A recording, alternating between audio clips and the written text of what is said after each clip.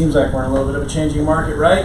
A little something going on out there. So, but again, we've chosen to look at this as an opportunity, and I hope that everybody in the room looks at this as an opportunity. This is an opportunity for us to set ourselves apart, to get ahead, to eat up some market share. We're going to see some agents want to make excuses, want to be a victim of circumstance, want to choose to do something else. This is our opportunity, right, to keep being the professionals and keep going for it and making it happen. So I'm excited for the panel. I'm excited for this, this discussion. We can open up at the end. Want to hear you guys' questions, comments, feedback. Right, definitely want this to be interactive. This is kind of how we do things around here, around my home group. Right, for all those that are in the room, some or the with the brokerage, some that are not. We love having these discussions on how we can all grow together. So.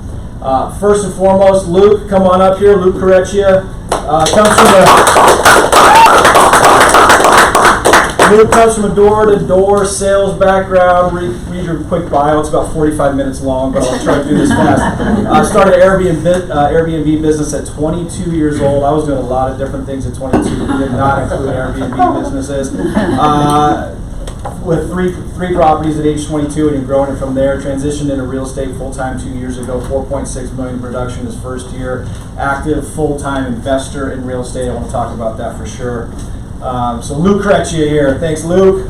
Next up, Guy. Come on in, Guy Forbes.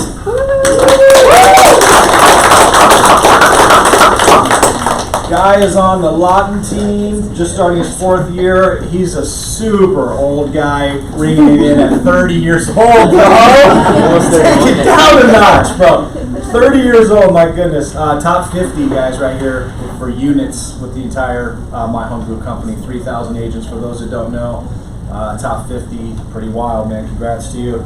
I had 48 closings and 19 million in production. Guy, appreciate it. Next up, Miss Anna Miller. Come on in, Anna. Born and raised in Arizona, got a license 5 years ago, went to ASU for business communication. This one is longer, so I'm going to talk fast. Extended my degree in business, international business at University of Waikato in New Zealand. Came back to graduate early. Got your Master's of Real Estate Development at ASU.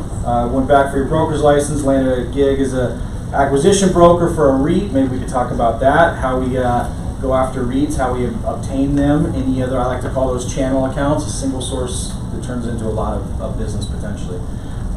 So for SF Properties in the Phoenix area last year, full-time independent agent, your first year last year, being full-time, 5.4 million in sales and on track to double this year. So thank you, Anna, for being here as well. Appreciate it. We're missing one. McKenna is down 6. We said don't get close. Stay out. So again, guys, thank you for being here.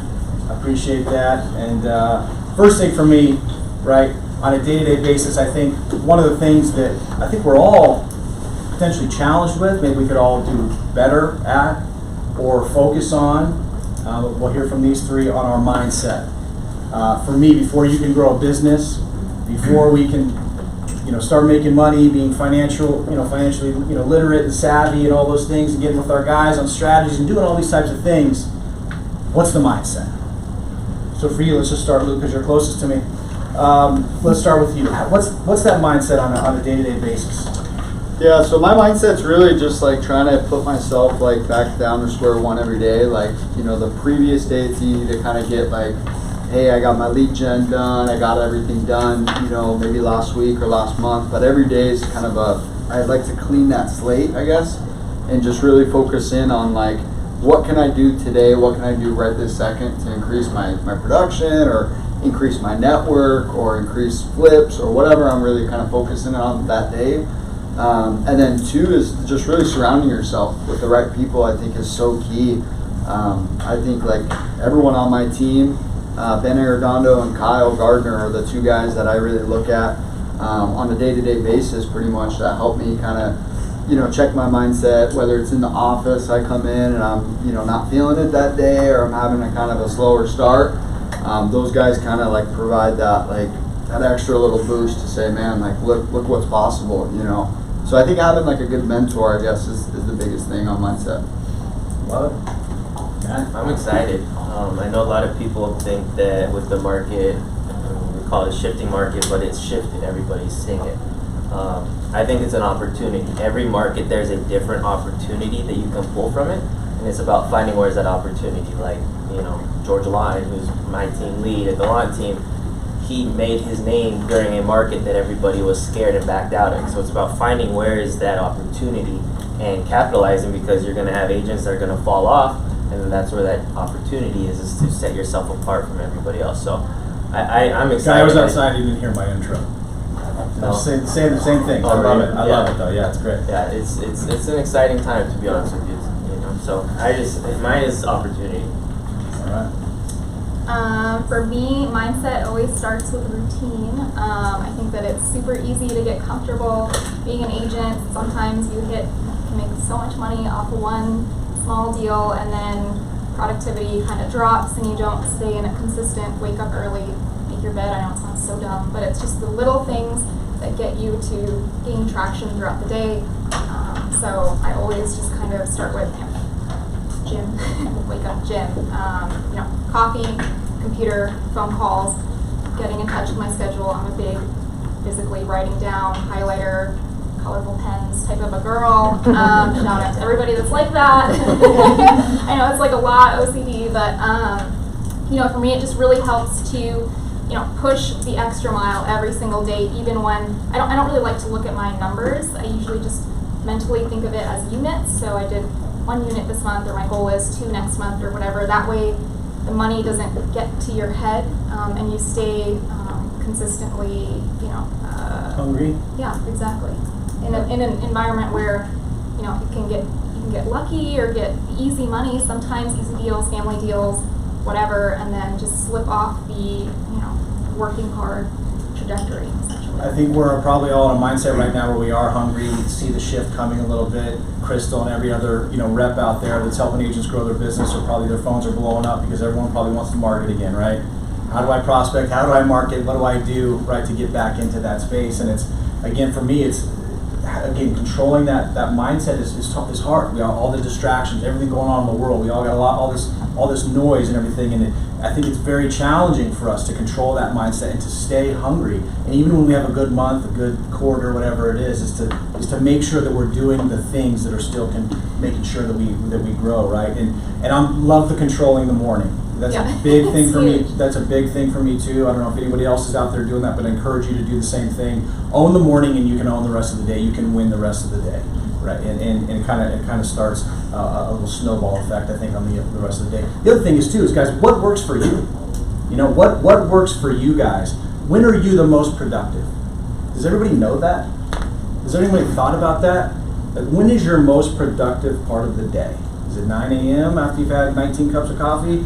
You know what I mean? Is it 7 p.m.? Like, what, identifying when you're the most productive and power packing that time frame, right? Power packing that time to do the heaviest, not the low-hanging fruit, but the high-hanging fruit at that time, right? So, love that. Again, just something that we're focused on controlling as much as we can, kind of controlling that mindset. That mindset, I think, is powerful. Obviously, since you guys are getting super old now, especially you, competing though was still. How do you guys compete right now with more seasoned agents? Man, my motto has always been, it's always really been for me. It's like, you might be more talented than I am. You might speak better than I am. You might have more market knowledge. But my thing has always kind of really revolved around, like, I'll just outwork you. Like, that's always been like the way my mindset's been, is like, regardless of what you have or what you don't have, I think if you just focus in on that work ethic is key. So like, I've always just said, like, hey, you might be better salesperson than I am, whatever the case is, but I'll just, at the end of the day, I'll show up before you and I'll leave after. So that's always kind of been my thing. And then on the more like strategy side, I guess really the big thing for me is just kind of demonstrating to clients that you can speak knowledgeably about like different parts of the market. I try to read like as much, like any business things, any stock stuff, anything I think like clients will talk about or they'll be knowledgeable about. I'll try to study that, and then I just bring it back to when I'm speaking with clients is like, hey man, like, I'm gonna work harder than any other agent, like that's, I guess it always kind of comes back to that for me. Love that. Yeah. That's been a thing for us too. Same deal. is that, you know, we've never been the smartest guys in the room, even when there's only one or two of us. You know what I mean? All we've ever done is try to outwork everybody, you know, and that's all we know. You know, I didn't graduate college, I don't have some fancy degree, and I mean that type of stuff, but all we've ever done is work hard, and we've had work ethic. And I think if you have that, if you have it in your core, amazing. If you don't, how can you find it? How can you trick yourself into doing it? How can you block the time? How can you kind of recalibrate yourself to try to find that? But it's the people that are working hard are the ones that are making it happen. You know, consistency is the new currency. The people that are consistent are the ones that are getting paid. Period. End of story. All industries, doesn't matter. Guy. I mean, I really don't have much of a different answer, to be honest with you. That's how it was for me too. Like when I had my first 2 years, it was, 12 to 15-hour days, 7 days a week. Like, there's not really a secret formula to it. Like, I would try to perfect the little things that I could control, but at the end of the day, like, availability and consistency was, I was going to say the same thing, we're on the same Sorry, thing. sorry to take your... But it was just about being available and just outworking everybody. Like, there was a lot of times, if you go like some of my Zillow reviews, you can see that they would mention, like, he would call me at 10, 11 o'clock at night, writing offers at 11:30 at night because the people couldn't do it. So I don't have a secret sauce. For me, it was just 2 years of 7 days a week, every, multiple 10-hour days and more. Nothing super sexy. And how do you compete against more seasoned agents? Maybe agents that have all the flashy this and that. How do we compete against them? Yeah, so kind of a different-ish story. So I'm a big education person, so I always knew that I wanted to do higher education after undergrad, and even my one degree was just not enough for me, so I decided to go overseas and do something crazy and live there for like forever.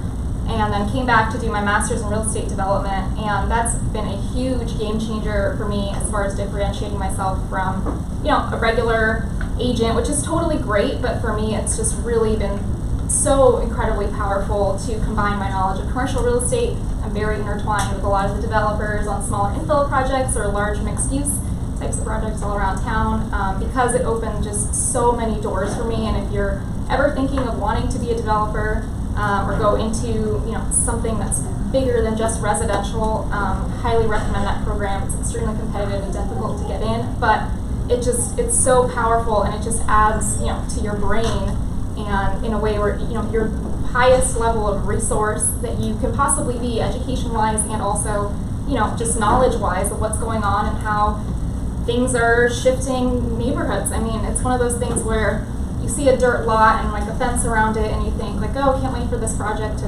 whatever come to fruition. But there's so many things in between, a raw parcel of land and a finalized product. And once you kind of excavate into dirt, I mean, you can knock a building down 100 years later, but you still have affected the earth. So it's a very permanent, very serious thing to put a project or building, and that shifts neighborhoods and increases the value.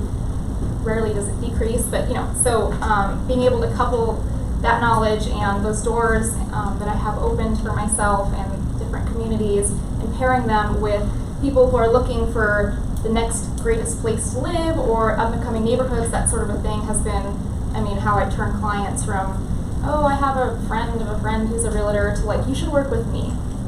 So if you don't have the educational portion of it, which I highly recommend if you're thinking of going higher education. It's just been night and day for me personally. But I think, it sounds so simple, but just professionalism. I think sadly there are so many agents that are just so freaking lazy, and it just drives me insane. Like, they'll send in offers, half written, not capitalized letters. Nobody in this room, obviously. No, right. Everybody here is fabulous. But if you work day to day in the industry, you'll see it. People that don't call you ahead of time when they're going to submit offers on behalf of their client, people whose emails is just like a jumbled mess, people that send it on one PDF, like just things that make it so that I don't have the greatest impression of them and therefore their client, as they are a reflection of who they're representing. And so for me, it's been so key in differentiating myself with even seasoned agents who can kind of slack off here and there, I would say, to always have a very, very clean, almost template email that seems very personal, and I'm happy to share what I've done, but bold, make it easy to read as far as bullet points. Here's what it is. Everything individually attached with, labeled on there. Call the agent ahead of time, and then check back in with them later in the day. Hey, client loved it. Just wanted to reach out, see what the offer competition threshold is looking like, blah, blah, blah. Like reconnecting and putting yourself in front of an agent so that they remember you and then they get your email, and then it just, following. I mean, it's the little things like that that have been such a home run, especially when we were in more of a buyer's market. You're competing, at one point you were competing with like 40, 30, 50 offers. How do you stand out? Well, you want to represent your client the best that you can. And I already forgot what the question was, but standing out from seasoned agents. It's from seasoned agents, right? So just being super professional and put together. I don't care if you have like 1 year of experience or 40. You can't age yourself. So just do the best that you can as far as putting your best foot forward organization-wise. It's just, it makes a huge, huge difference. Hey, I love it. It's all good stuff right there, for sure. And it is, sometimes it is the small things and attention to detail that set us apart. Consumers see this, right? They feel this. They deal with these agents out there in the marketplace too. They bought a home before, right? And so when you do raise that standard, raise that experience, that's how we build a business, right? That's how we get the referrals. So let's shift gears a little bit, just like the market, right? The market shifted gears a little. What's the messaging looking like? How are we overcoming let's call it anxiety, fear, whatever you want to call about it, people? How are we overcoming those? So let's start down here and mix it up. And we'll start back with you. So, how are we overcoming clients' anxieties, fears, maybe getting them off the fence and keep them in the buyer pool? In the buyer pool? Well, not that specifically, just how are we overcoming clients' anxiety and fears right now? What's going on? Yeah, so I think that, this is just my opinion, but I'm seeing a lot of sellers start to panic sell. We've had a flood of inventory hit the market recently, and I think they just all realized that all of a sudden when, 40 people at your door throwing every single dollar and dime that they have at you is no longer the norm. You no longer hold all the cards. So, just now sellers freaking out, wanting to try to capture or maximize whatever buyer pool is still out there, given that it's definitely shrunk over time, maybe just overall burnout and definitely because of interest rates.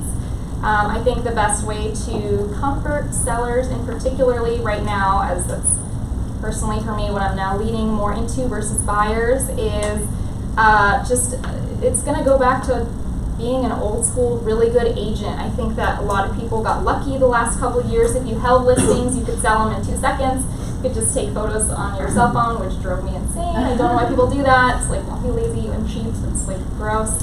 It really, really bothers me. I don't care if your listing is $200,000 or $4 million. Get professional photos. It only costs $200, and it's just, again, presentation on behalf of your client is huge. And so, right now where there's more inventory, less buyers have more options, so they can, kind of bend sellers and have them cater a little bit more towards their wants. I think comforting sellers in the way that this property is going to get marketed as best as it can. I'm going to be a killer agent on the phone. I'm going to fight for you. A lot of agents did not fight for their clients when there was a lot of buyers. They just kind of gave up and, oh, it's okay, next house, next. That's not the way to be a good agent. Like, you want to fight for your client, and it's going to be the same thing for sellers. And professional photos, old school open houses. I hate doing those in the summertime because it's so hot and boring, but it's things like that. It's community flyers. It's going to be just old school real estate agent, how to sell a house, like actually be a sales agent. The business came easy, especially on the listing side, right? This business is never easy, but right, again, on the selling side, it came easy. It's right. So now again, it's back to the drawing board. It's back to the hustle and the grind, and what's that look like? And again, seizing that opportunity. But guys, same question. The biggest thing we're doing right now, as far as is easing kind of our antsy clients, is education and expectations. I think that's the biggest thing in this market right now. Is number one, if you're not setting expectations, you're going to put yourself in a really, really bad position. They're not going to know what to expect, and they're going to be those antsy ones, right? And education, right? So we subscribe to Cromford, Phoenix Business Journal. Like, we have dialed in this market shift to know numbers to a T so that we can educate our buyers more so than anything. A lot of people where this market is right now, kind of being between a super strong seller's market getting to the other side, is a lot of sellers are expecting that they're still going to get those numbers. But if you can pull data and show them, that's going to set that expectation, and that's going to bring them down. It's going to be able to control them a little bit better, for lack of better terms, right? So I think if you're not setting the expectations and having those hard conversations and learning how to set those expectations with your scripting and wording and how you're presenting that, and you're not educating yourself, you're not spending the $30 a month for Comfort, you're not going over Phoenix Business Journal, all the other different sources out there, then you're doing yourself a disservice, because you're not going to know what those numbers look like, and you're going to have buyers coming in acting wild, you're going to have sellers wanting a lot more. You're going to put yourself in a really bad position. So I think you educate yourself so you can educate the buyers and set those expectations. I love that. I mean, that's huge for me too. And again, that's been a principle or a concept since day one in this industry. You have to it's getting magnified right now. 100% agree with you that now is the time to lead with education, lead with facts over fear, lead with the data, be calm and sensible, right, and be the resource. If you've been around here any length of time, you've heard me say approximately 914 million times that this is a human connection business. Human connection, human resource business. Be the source.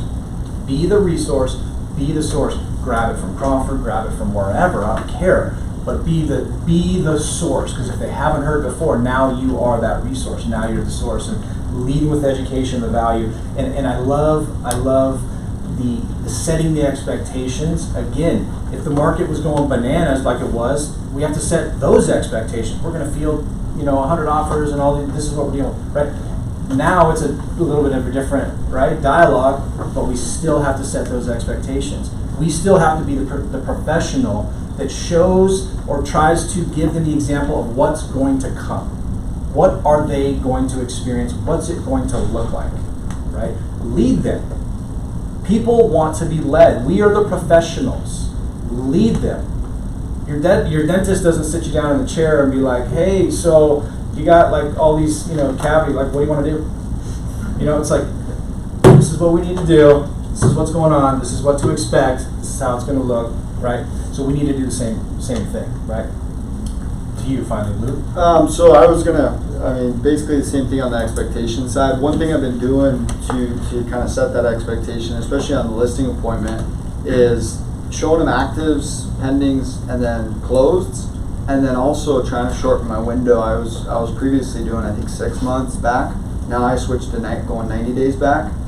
And then even on pendings too, I've been trying to think it used to be okay, if there's a pending, property in the neighborhood or in the subdivision, then we always used to say, okay, it's probably at list or over list. Now there could be a possibility that, depending on what they list at, it could be below list. So we've been doing that, and then I also send a permalink every week to my sellers and just let them know, basically, hey, get on this link. Let's go through the link and actually take a look at what other homes have sold or what's still sitting on the market. Because when you get that call, now a house isn't selling in 14 days and you might be on the market 21 days, 30 days, 45 days, and they're like, hey, Luke, why isn't the house selling?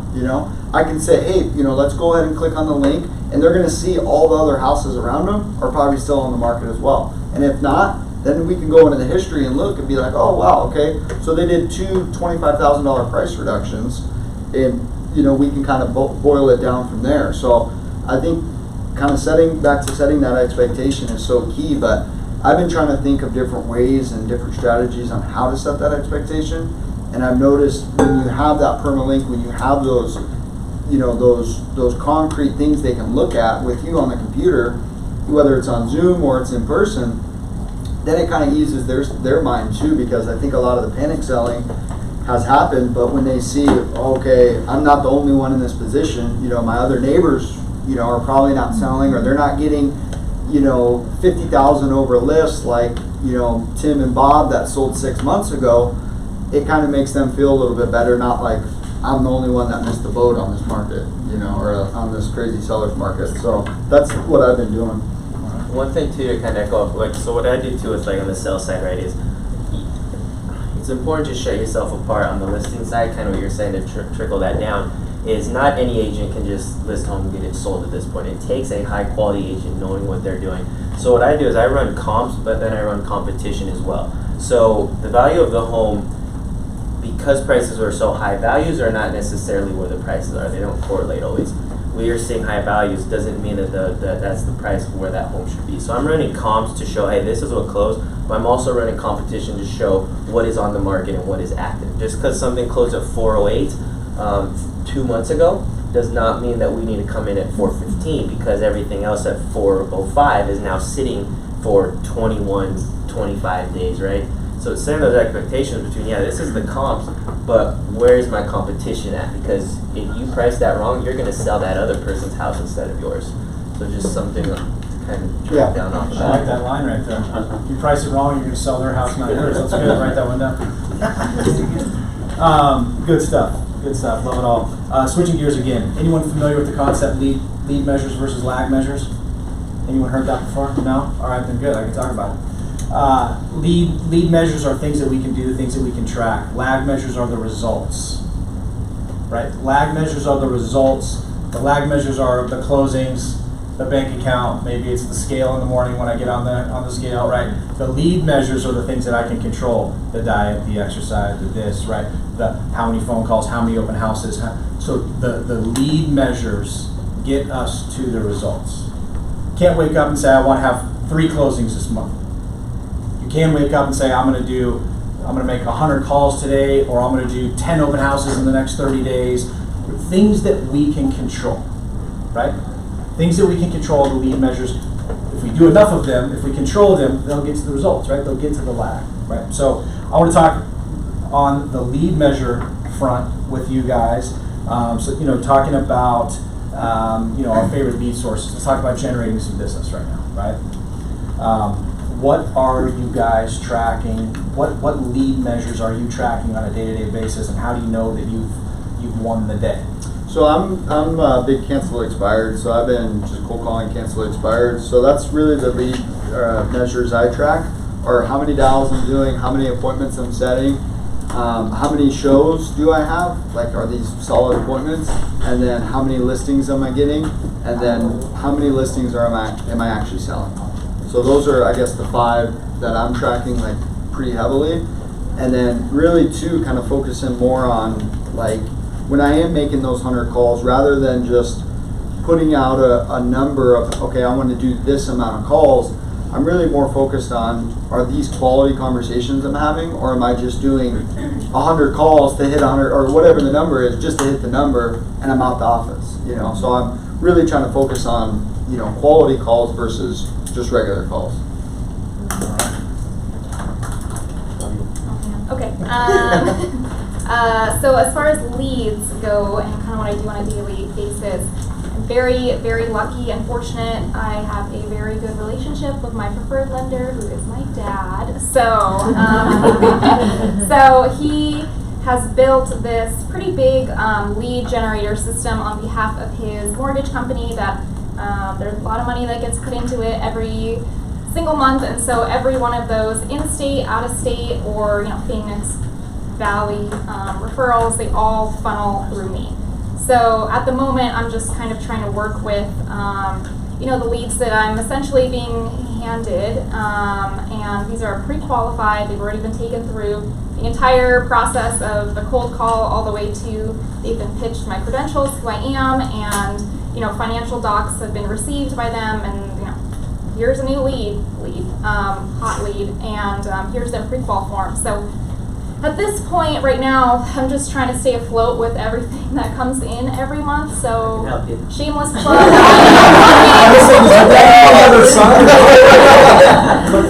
Yeah, so just drowning in leads. So I mean, I am definitely one of the main reasons why I approached Kelly, and a few weeks ago was I am looking, shameless plug, I'm sorry, I'm looking for somebody to partner with, because I can't grow past what I can personally handle myself. So if you know anybody or you want to get coffee or something, please give me a call or ask for my card. There's some incentive is showing up today. So just kind of, it's one of those things where, these two gentlemen are on a different page than I am. I'm just on my own TC, which I love because I'm very controlling. But it's one of those things where where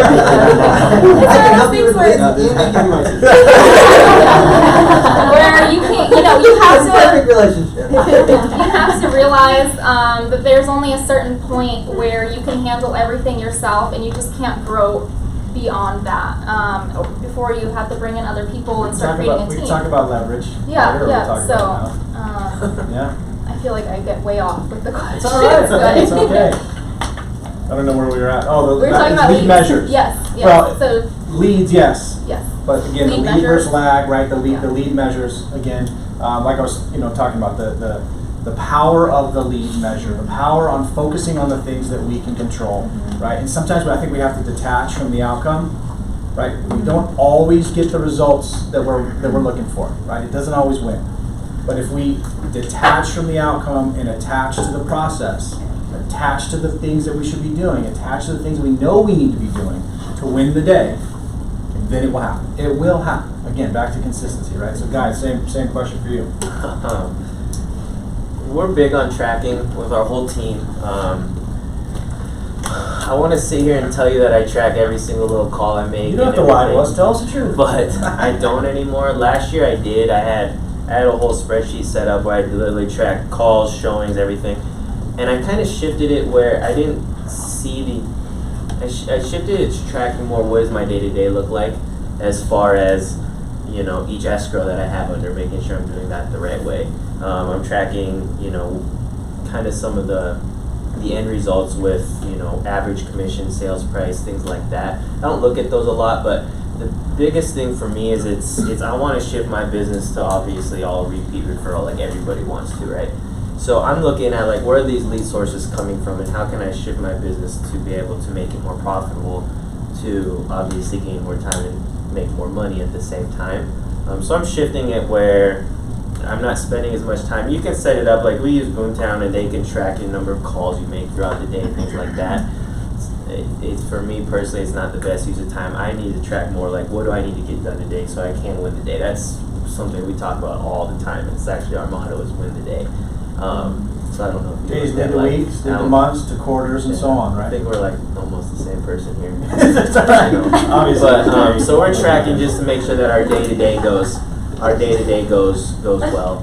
And then if we're winning that day, then we're not looking at what our final price is. We never look at our final numbers. It's more so, where are we at in our escrows, down our tracker for that, and things like that. And when you start to have some success and some momentum, and you start to close, 50 deals a year like you did last year, it changes, right? And so we're all at different points, I think, in our business, in our careers. Well, I did last year. I tracked every call, and that was why I was able to make that shift. We're supposed to be progressing every single year as our business grows, right? So I did. I tracked it, and I was seeing 60, 45, 50 homes showed that month, and then I was tracking how many offers we would make off those homes, and I was able to dial that in and dissect it to every little detail to be able to improve that.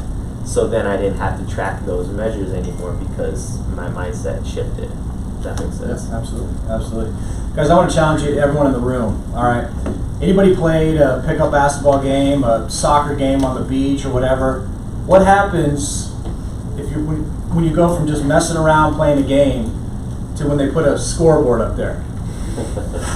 What happens, right? We start to get a little competitive, we start to get a little more fiery, right? We go to work, right?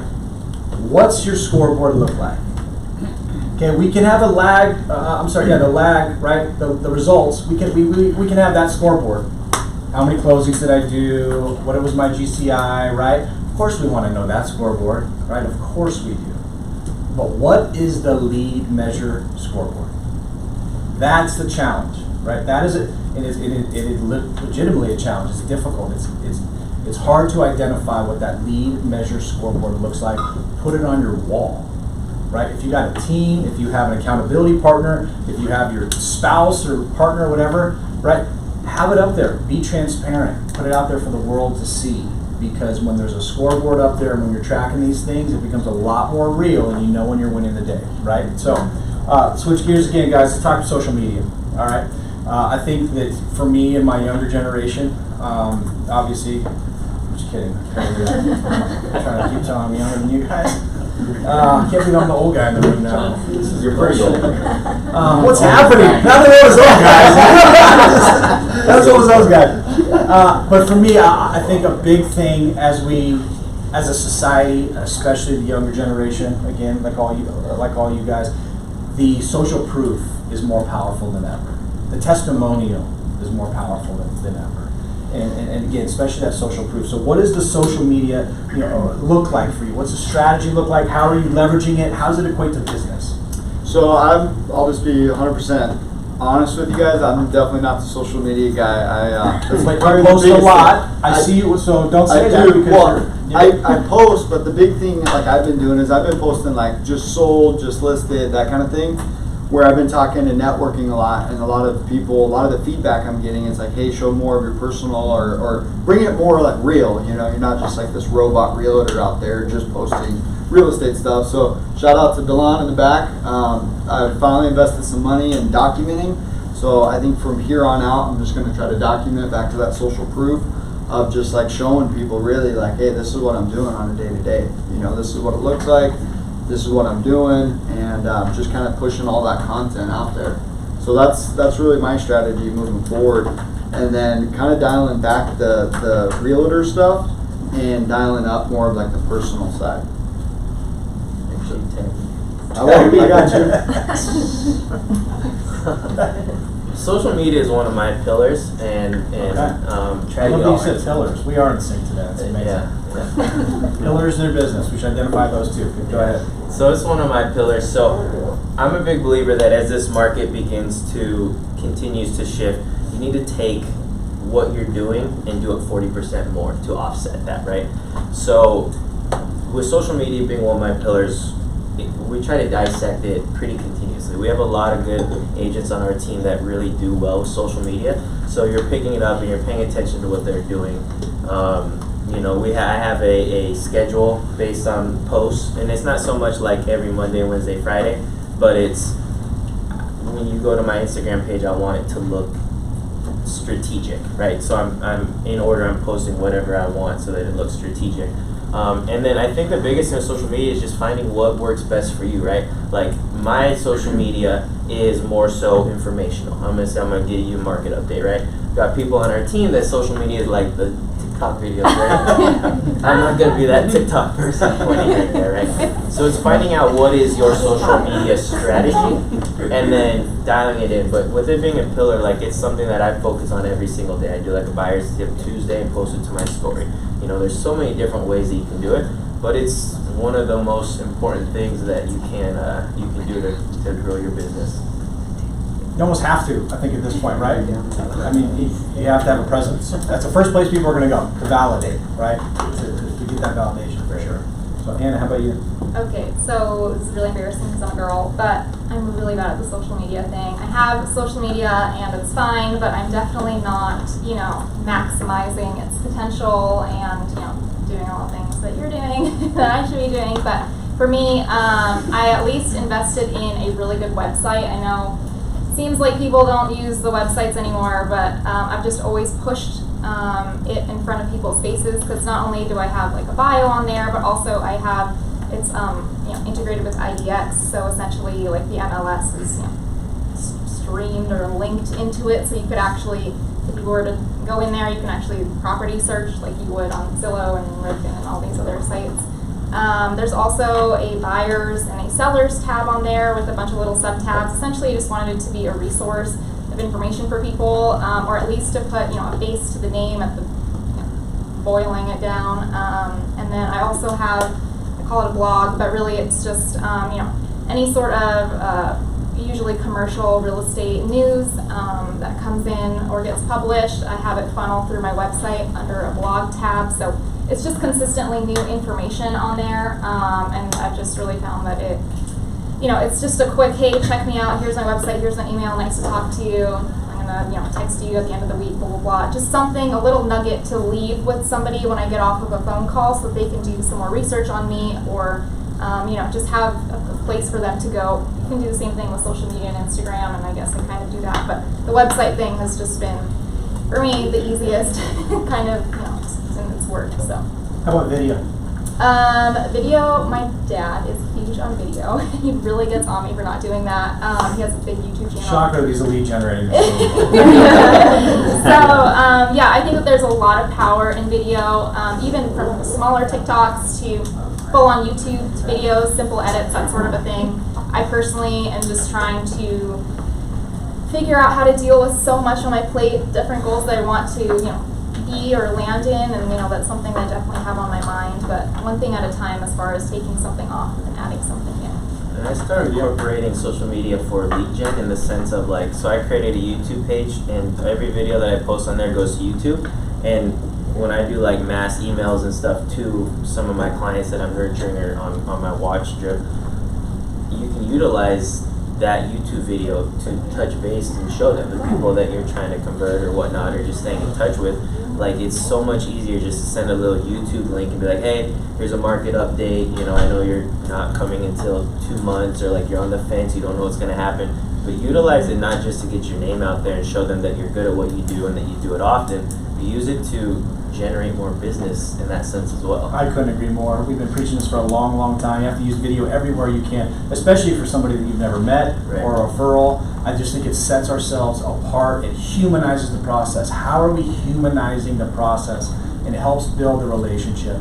And Kelly's going to cringe right now because she's heard this one a lot too. But the human mind, I want everyone to remember this. The human mind cannot discern the difference between the talking head on a movie screen, on the big screen, or on your handheld device. So the more video you do, you are artificially creating yourself into a celebrity. People think that they know you, people think that they can connect with you, and they're comfortable with you. So your database should be getting videos from you regularly. If they're not, I encourage you to do so. But especially for the lead generation aspect as well, and using that anywhere you can. Anyway, right before we get to you, Luke, one thing that again we've preached around here for a long time, something we call omni-channel. You referenced that you can take this one piece of content, this one video, and put it on all these different channels, right? So one piece of content that takes 10 minutes, whatever it is, and now you can distribute it on all these channels, and we can go to where people are operating. We cannot expect them to come to us. They're operating on the channel that they want to operate on. I hope that you're going to be there. Take your one piece of content, be omni-channel, put it everywhere, and go to them on their platform. Right? How are you using video? So, kind of what I was saying with more on the documentary side, I'm just trying to really. Yeah, how are you using video? But we all go higher.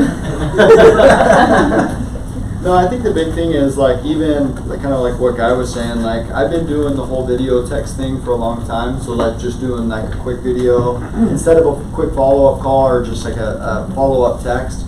I'll pull out the phone at the office and just say, hey, shoot the video, send it in to them. One thing though that really kind of brought it to my attention is on MailChimp. I don't know if anyone's using MailChimp, but I know on MailChimp they have a YouTube link that I'll start trying to implement more. I kind of started doing it, but lost that consistency aspect until I really forced myself to invest into it.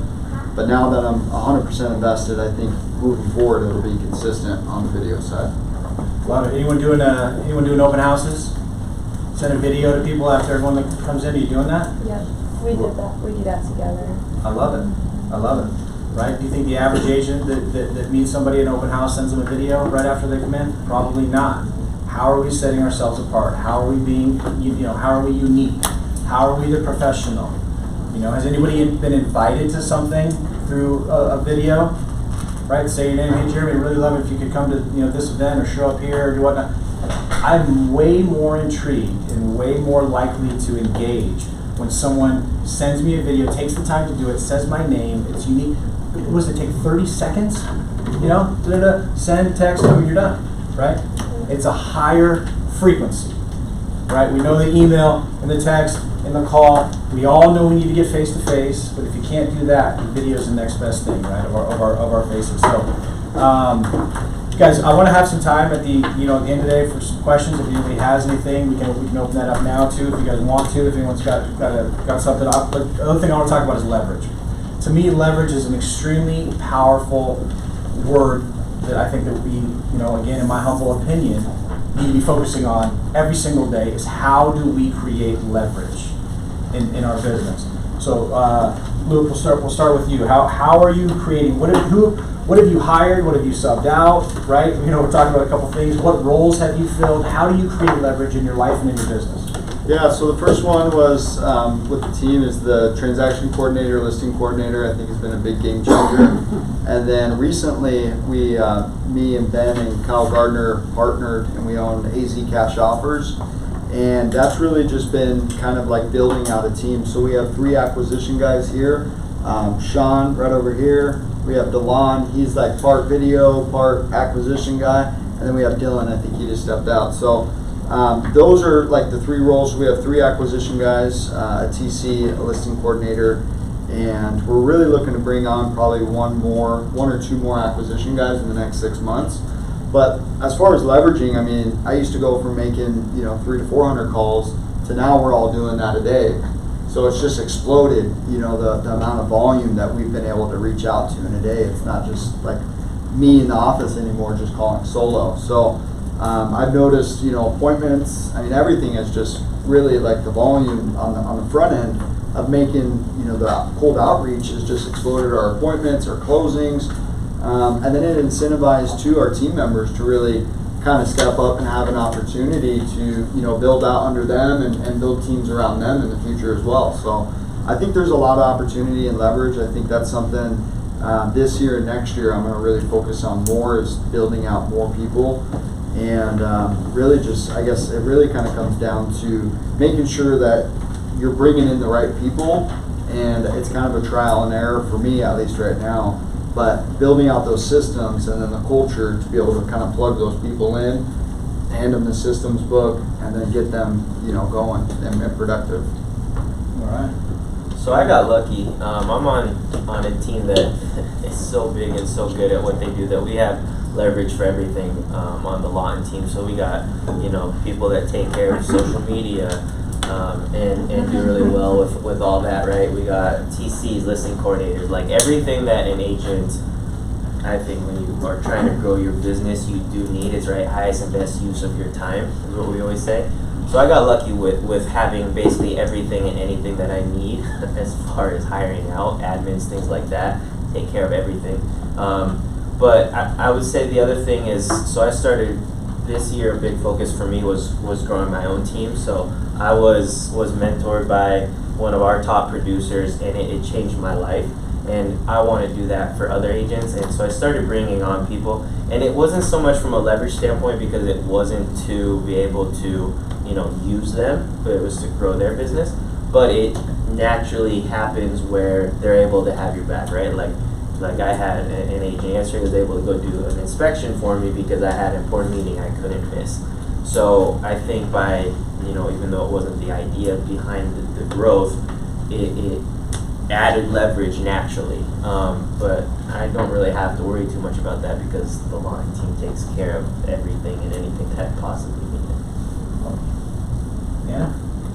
Yeah, I think I kind of touched earlier, or a couple times a day, of where I'm personally at in my business. I'm pretty much as tapped out as I can possibly get, and so. How are we going to create some leverage for you? Yeah, I'm definitely, I think one of the things that Bob Kurtz spoke to me about when I kind of told him where I was at business-wise was, hire slowly, but fire quickly, I think is what he said, but not firing yet, definitely still in the hiring part of things, but I'm definitely looking for somebody that can be, like a right-hand person, man, woman, whatever, and then from there, maybe you start growing eventually into, incorporating brand newly licensed agents, that sort of a thing. At the moment, for me personally, I just can't train somebody up from, the get-go, but, at the same time, it's one of those things where Kathleen Burke, is that her last name? Mhm. She's fantastic. If you haven't met her, she's great. Her office is over here.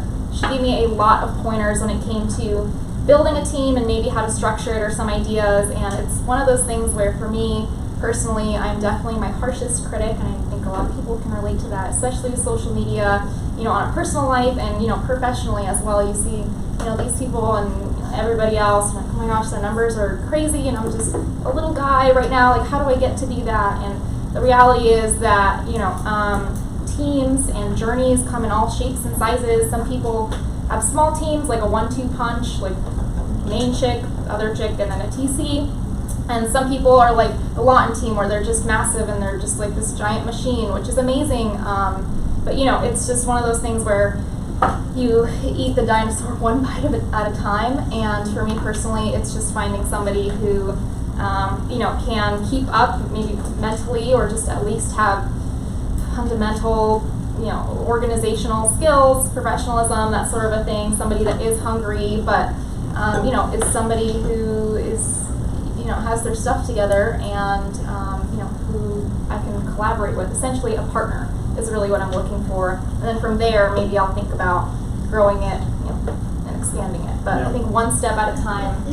When you're in a position, I think like me, which maybe there's more people that are in that than maybe they realize, is it's definitely daunting for me. Even like speaking up here, and everybody, the guy has done so much more volume than I have even in the last year. But it's not to say that you can't get there. You just you can't turn on yourself. You cannot afford to turn on yourself, especially in this business where it's so cutthroat.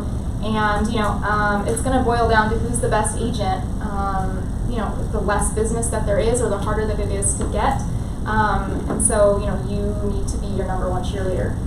I think. I know it sounds super hippy-dippy and like cringe, but like really, it's you can't afford to turn on yourself, especially if you're a good sales agent. Well, that's the mindset piece we started It's with. the mindset You better piece. believe in yourself more than anybody else is going Yeah, to. because you can't. I mean, the person that can tear you down to the lowest point is going to be yourself, and you can. If you're a good sales agent, you can talk yourself in or out of anything, and so that's something to keep in mind. So you have something else? I was gonna say, I think for agents that don't have big teams that have it, it can be scary to hire something out, right? Like you're looking at, that's $12,000 a month or a year or something, right?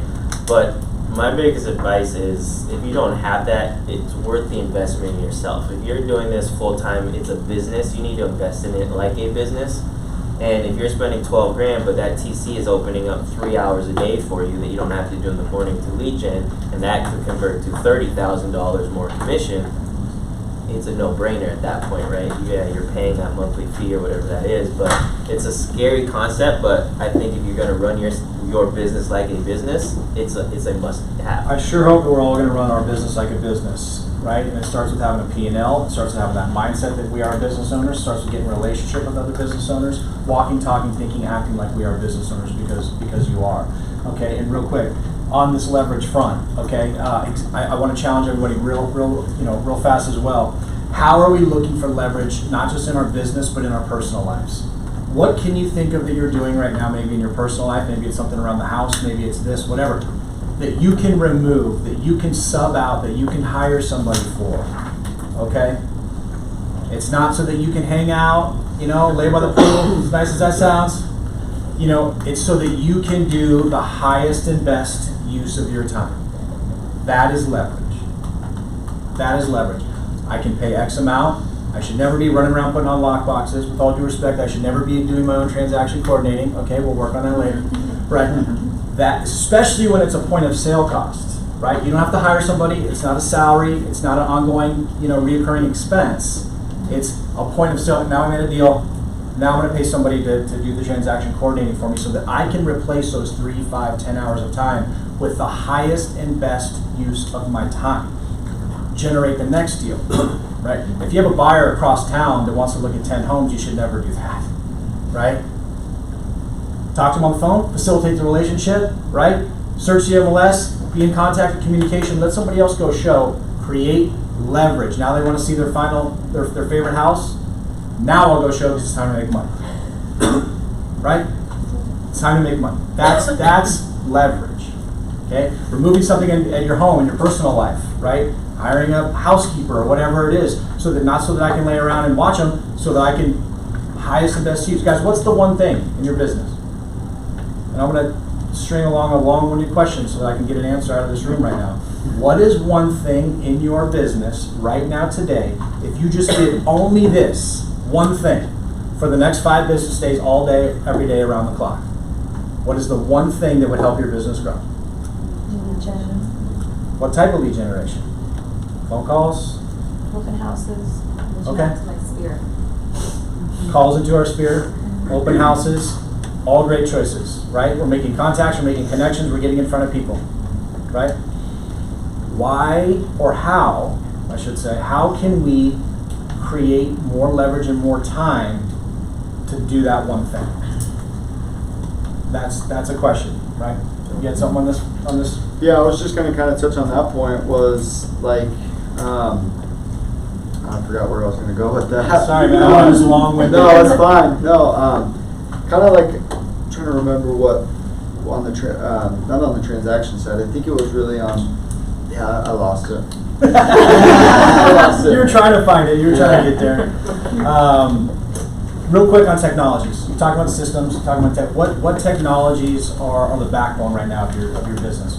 I think like probably a lot of people in the room, like I live out of the CRM, really do. I mean, that CRM, I don't know where I'd be without it. Like sometimes I'm worried, like if it makes me change my password every like 3 months or whatever, I'm like, man, I need to make sure like I get a good one because I need to have access. So I live out of the CRM. I live out of Mojo. Everybody have a CRM? Oh man, I bet there's a lot that don't. I'm just saying. Man, that CRM, and then just really like the tasks. I think is like the drip, the home bots, all those little softwares. I think as agents though, we get hit up by so many different software companies. There's always someone selling you a new system, or hey man, you got to get this software. So I like to keep it simple. Keep it simple. All I need is my CRM, a dialer, and either a drip campaign or something to stay in contact with past clients. And I'm good on the software side. All right. So mine is CRM also. I go through Boomtown, basically live in that every day. The other thing that I did that I highly recommend that helped me at the beginning is I created like a day-to-day tracker that I live out of, so I know what my to-dos are for the day. Not my client to-dos, but my to-dos throughout the day. I track, my escrows, buyers, seller side. So it's just a long tracker that I live out of also. But is that in Boomtown CRM? Yeah, I also work off of a CRM linked to my dad and his mortgage team. So we work very, very closely, make notes, compiled notes of different clients, calls, how they went, what they're looking for, time frames, that sort of a thing. And just in general, CRMs are a fantastic tool, but I think the biggest thing is that a lot of agents don't use them or take advantage of them. Maybe they know that they're something great, but it's something that you have to actually put work into and like consistently, do or like log into or look at versus just thinking about it every once in a while. So one thing on that is like once you get going on the CRM, like you're gonna think back to like how did I do this without the CRM? Like I can't even imagine not having a CRM or not using it, because I would have like clients probably wouldn't hear from me. Like I would forget to call so many people or do the task I needed to do. That I think it's just making that initial step into it, really taking the CRM serious, and then you can't go back. This one's for Kelly too. We have a responsibility to get into a relationship with as many people as we possibly can, and then how do we nurture those people from a relationship to professional trust? And so again, if you don't have a CRM, if you're not managing it, working through, again, another thing we encourage everybody to do, because you gotta have that. As we move forward in this industry, right? Things are changing, things are adapting. We need to adapt. What is important to you guys? What's important? How do we adapt as this industry goes forward? Start at the end, Anna. So many ways to use this question. I would just say adapting, work hard, keep it consistent, keep your professionalism at its all-time high. I think, for me, that's been a really big game changer as far as, when I've been maybe less productive or, more productive, I guess you would say, is just overall professionalism, keep your standards high. I came from a background in real estate development where I was not only the youngest person to be accepted into that program, but also one of 3 girls. So, it's one of those things where I've been told a lot of times that I shouldn't even be in the same room, or you shouldn't, what are you doing going back to residential when, you have all these other doors open? And for me, it's like, first of all, you don't pay my bills, so, have your opinions, preferably keep them to yourself. But for me, it's, taking that, that energy and converting it into fuel and just always working hard. I know that's not really what your question's, geared towards, but how do you stay, what do you keep consistent in a changing market? Keep your professionalism high. I've been told a lot of times that I'm just like a nobody, or that you're, just some random chick, somewhat cutesy agent, like whatever, and you can't take that personally, convert it, and show it to everybody else, and just don't take the pedal off the metal is, I guess, how I would take that question. And this could be a loaded question. Yeah. Again, one thing that's important, I think, for me, or that again for folks to think about, is this kind of piggybacks to leverage, piggybacks to technologies. How do we do more deals in less time? Right, and for you younger folks, with all due respect, you guys have no idea how long it used to take, for us old schoolers, to get a deal done with the lack of technology. I mean, even like DigiSign and things like that. Like, what I mean? And I haven't. You guys, there's a lot of technologies that we didn't mention or talk about that make our lives easier, that create time, create leverage, allow us to do more deals in less time. And again, another one for me, like I mentioned earlier, is channel accounts. Okay, it's another thing I want to encourage everybody to think about. A single source that has the opportunity to turn into a lot of transactions. That to me is a great way to build a business. You have a REIT, or you have a lender that's producing a whole bunch of leads, or it's your kid's classroom, or their sports team, or a bank-owned account, or it's your CPA, or your divorce attorney. Right? There's single sources that have an opportunity to turn into a lot of transactions. So when we're talking about our prospecting, when we're talking about our reach, we're talking about going on the offensive, let's start thinking about those types of things too. It's not just the buyer. Of course we'll take on the buyer, we'll take on the seller, right? But how are we going after that single source? Are we going after the CPAs? Are we going after the divorce attorneys? This real life, how many divorces the average, divorce attorney doing every single month? What is it? So those are X amount of potential sales, X amount of potential purchases every single month. If you get 1 or 2 deals a month, does that change our life? I mean, it could, right? Channel accounts, a big one for me. Guy. It's just staying educated. That's how I'm going to adapt. I'm going to do what I know works, and I'm going to do it harder and more effectively. Dial it down, attention to detail, dissect it, and then do what works and do it at a 40% more scale. I'm going to keep myself educated on the market. I mean, there's never a market where there's not buyers and there's not sellers. So I'm not going to reinvent the wheel. I'm going to get into what my 3 or 4 pillars are. I'm going to do it better, more effectively, and I'm going to stay educating myself every single day so that I stay up to speed with the market. But doubling down, I'm a big fan of doubling down on what works, going all in on what works. So 1 or 2 things that are working. We don't have to do a million different things once. Let's do the right thing, a million times, right? Yeah, I'm in the same boat. I mean, I think just really like doubling down on what you like, and it took me a little bit to really try to figure out like what am I good at, what do I like. So I think finding that out first, and then just doubling down on that, kind of piggybacking off what Guy said. And then I think like adapting as like an industry.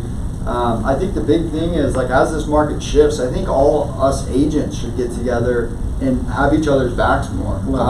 I see like even in the seller's market, like there was listing agents getting so many offers, they weren't even having the respect to reach out to maybe a newer agent or someone that submitted an offer on their listing and say, hey, unfortunately we didn't go with that offer, but good luck out there, or just get 2 seconds of encouragement to that buyer's agent coming from the listing agent could make their day, or give them that extra little boost to call their clients, hey man, let's go look at another house, or hey, let's go look at this. So I think as an industry, I think agents should have each other's backs more and really look after each other. And I mean, we're all in it together. I think there's enough deals to go around. you know, I'm never shy to, you know, open the playbook and show you guys what I'm doing. And that's just, you know, comes from that abundance mindset. So that's kind of, you know, where I'm at with the shifting. I love the abundance mindset. And, you know, another thing that just inspires me to talk about that, right, is leading with abundance and leading with value. The law of reciprocation is so powerful. I read a study recently on when you walk into somewhere, right, a furniture store, car lot, whatever, they give you a bottle of water. Why so? Maybe because it's 115 and we are all actually thirsty. But what if we're not, right? The law of reciprocation, the data went up, or the stats went up on converted sales when they gave something first versus not giving first. So if we have that abundance mindset, if we think of giving first and leading with value first, how can I educate my clients? How can I give them data? How can I give them resources? How can I give them an invite? Whatever it may be. If we give first, the law of reciprocation is very, very powerful, right? We talked about educating ourselves. So one thing, you know, before you guys go on who you're studying, who are we learning from, and I want to hear some details. Obviously, I want to give another recommendation. Anyone out there trying to grow a business, if you haven't heard or the book 4 Disciplines of Execution, all right, you heard that? Powerful book, 4DX or 4 Disciplines of Execution. It's on audio, right? If you're not a book reader like me, I don't like to read, but I like to turn my car into a classroom sometimes when I'm on the road, right? And just listen. Powerful book. Who or what are you looking to for knowledge to grow? Yeah, so I look. There's a couple places I look. My mentor is probably the first person I look at in terms of like more day-to-day kind of business type questions and that stuff. And then mindset, I got quite a few people, so I'll listen to like Jocko Willink. Gary Vee is a big one. I love, you know, kind of what he does. Kind of, he's got a philosophy of like jab, jab, right hook. So provide value, then go in for that. So I've been studying a lot of him. Steve Train here in Arizona, I study him. There's quite a few people, like even Priscilla and a lot of the podcast type guys I'll listen to. And I drive so much that it's kind of like what you said on the classroom, like rather than music or being on the phone, like take that little, 15, 30 minute car ride to get a little bit of an edge, right? I think the more you can kind of do that, the more knowledgeable you're going to be on the market and mindset and all that kind of stuff. So those are probably the two that I most listen to is probably Gary Vee and Andy Priscilla, those two guys. All right. But I'm big with, obviously my team's number one, but outside of that, I'm a big Tom Ferry guy. Pretty consistent Tom Ferry. I don't have all these guys like this. It's Tom Ferry, my team, and agents on my team. All right. For me, it's a couple of different things. I try to stay as interconnected to kind of my alumni group as I possibly can, just staying in front of, doors that maybe I'm not taking advantage of in the commercial realm at the moment, but I can still have a seat at the table and at least be educated. I think that's so important, especially as competition, ratchets down a little tightly, being that standout agent. So I go to city meetings, super boring and lame, but sometimes they're interesting. Lots of networking events on the commercial real estate end, but as far as residential, I'm really good friends with a bunch of top producers that don't necessarily work at my home group, although I'm very loyal to MHG. But top producers at different firms. I get coffee with them all the time. Just good friends with my dad and myself and that sort of a thing. So just constantly trying to take inspiration from somebody who is producing at a bigger level or that started as an individual and has grown to my end goal. Eventual goal, but not necessarily comparing myself, I think is really important. And then as far as mindset books, there's a really good book called Think and Grow Rich. It sounds super shallow, but it's really about manifestation, and a big catalyst for that is writing down very specific goals. So not just I want to make a bunch of money this year or whatever, but when do you want to do it? By how are you going to get there? And just cropping it down from this big goal to all right, what does that look like in 6 months progress, in 3 months progress, in monthly, weekly, daily, and that's also With deadlines. yeah, deadlines. It's really you push yourself when you have that scoreboard almost, Yep. or that time clock, or something to force yourself to be accountable. I think it's Scoreboard and time clock are very, very powerful. yeah, Absolutely. definitely. For for the older guys in the room and gals in the room, who remembers back in the day when Reggie Miller hit like 12 points in the last like 20 seconds of the game. You remember that, right? So if you would have averaged out for the whole game, you would have had like 2,000 points that day. I think that would have been a record potentially by a little bit. But again, it's because the clock was the game. The scoreboard. If you're going to set a 30-day goal, what are the most productive probably 3 days going to be? Probably the last 3, maybe the first 3 potentially, right out of the gates, come out strong. But then probably the last 2 or 3 days, right when we're trying to get there. So how do we crunch those together? How do we shorten those times? Maybe it's a week, maybe it's a day. We have a resource we've had around here for 100 years called the Greatness Tracker. If anybody wants it, we can send it out. It's a daily reporting, accountability to yourself of the things that we know that we should be doing on a day-to-day basis. Back to how do we know that we're winning the game? It's tracking the lead measures, right? So I want to open it up to the group though. Anybody have anything? Any questions? Anything that you guys would like to ask these guys? And thank you. I want to thank you guys. Congrats to all of you. Amazing things you guys are doing at a very, very young age, except for Guy, you're old. 31 next week. Oh man!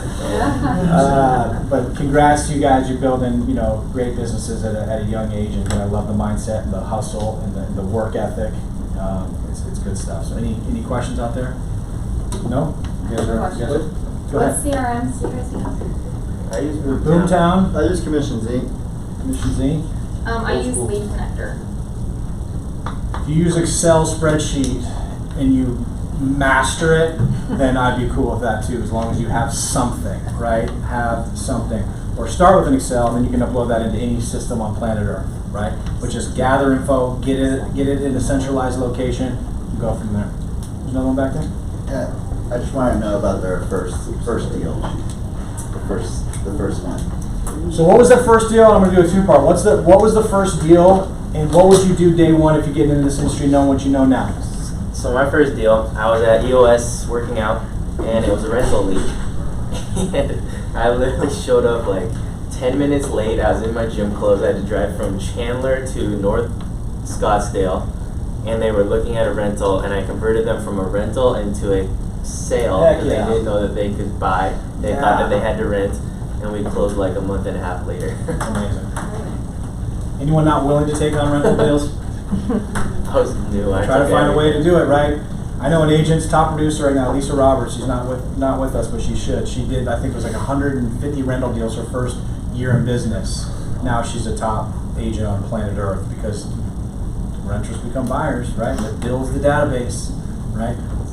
So My first deal was a condo actually in Phoenix, and it was a pond. It was in our CRM, our pond account, and I think they had registered to our website like 6 months or a year ago. It was like an old pond contact in there, and I was running through the pond and just happened to get a hold of them, and still were kind of thinking about it, and they were on the fence, and that was when rates were super low, and we went out. I think I showed them 3 or 4 condos, and they ended up purchasing one in Phoenix. So that was my first deal.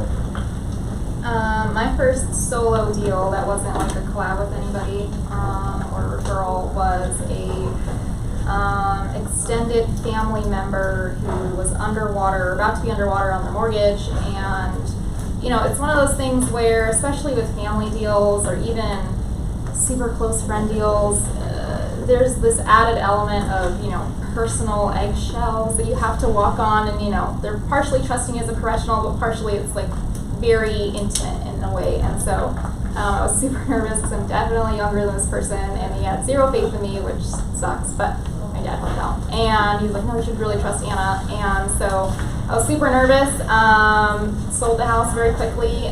This was the very beginning of 2020, I would say. And we got like 45 offers on it. This was like at the very infancy, early on parts where that was the norm for the next year and a half, and it was I was still in my master's program, and it was a lot, but it was also a lot of fun, and, you know, just hustling, hanging up, calling somebody back, hey, blah, blah, texting all day long for a couple days in a row until we locked in a buyer. And, you know, it worked out pretty well, but that was, I guess, my first solo deal. Anything else? I have a question for Luke about your Airbnbs. Are they still going well, and are you still, how is that going for you? Yeah, so the Airbnbs actually was strange throughout COVID because we made more money throughout COVID than we did prior to COVID. And it was very strange because I think a lot of people, rather than going to hotels, were going to like more private kind of stuff. And then we had a wave of cancellations and a lot of different things. We had to pivot and offer credits and all sorts of stuff. But they are going well. So I've been kind of phasing out the Airbnbs as I'm doing more flips. I'm getting a lot more into like just getting in and out of properties rather than holding them as their Airbnbs. So, but yeah, I have a lot of buddies too that are still doing it, and they shoot for 65, 75% occupancy, and they're doing really well. Not an opportunity for sure. Anything else? We good? Thank you guys again, appreciate it. Thank you to our sponsors. Got some lunch out there, Chicago Tile, thank you guys. Round of applause for these guys, thank you.